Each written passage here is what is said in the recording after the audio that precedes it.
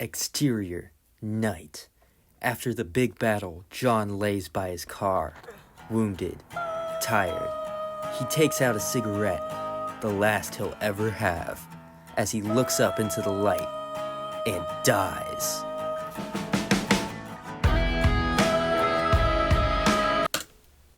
Hey guys, and welcome back to the channel. I just got done writing my 2-hour Magnum Opus, and good news, I just did the budgeting, and it's only gonna cost $2 million.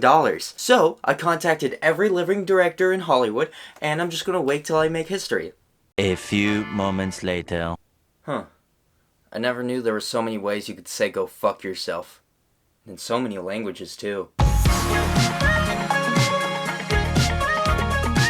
Alright, so, whenever I talk to people in the filmmaking landscape, they always talk about the idea, right? The idea. That one piece of work that's gonna shoot them up into the stratosphere, right? Become a global, critical, and commercial success that cements themselves into legend. But the problem is, right, they've never written anything, they've never filmed anything before, and whenever you talk to them about their project, it just spills into word vomit. But they assure you, with your money and your skills, you could be living in gold. Listen guys, I love a dream. I love ideas. The beautiful thing about independent filmmaking is it's so unique, right? Showcasing everyone's perspectives on literally everything. But my problem with the Magnum Opus is it costs money, time, and it's impossible to do all by yourself. Unless if you're Bo Burnham, then go right ahead. But using Bo Burnham as an example, right? If you want to make movies, especially cheap ones, you're gonna have to do a lot of different jobs. I know this all sounds kind of rude, but getting a big project off the ground should be equated to getting fit at the gym. It's not gonna be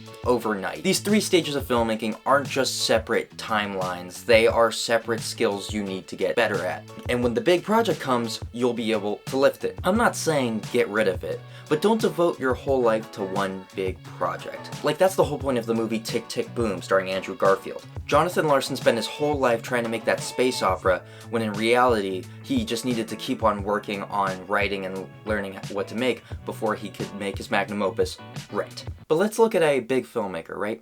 Alfred Hitchcock. He directed his first film November 13 in 1922. He was 23. To get to Psycho, arguably one of his most iconic films, it took him 38 years when he turned 61. And around that time, he wrote, directed, and was working on 50 plus films. But I think the point is that you never stop creating, even though you're not gonna make your really big thing right now. You take what you learn and you just move on. If I could go back in time and ask Alfred Hitchcock, because he's dead by the way, if I could go back in time and I could ask him one question, I'd ask him what he thought about his 1925 film, The Pleasure Garden. In reality, first, he would probably call me a slur, but then after, he'd probably say he hated it. And I'm sorry, but if you're super inexperienced and you're making your magnum opus at this age, you're probably gonna hate it. Orson Welles is the perfect example. He made Citizen Kane at a very young age, and he hated the fact that it was being held as one of the greatest films of all time. So much that it took him so long to make films. It kind of killed his creativity. So maybe that title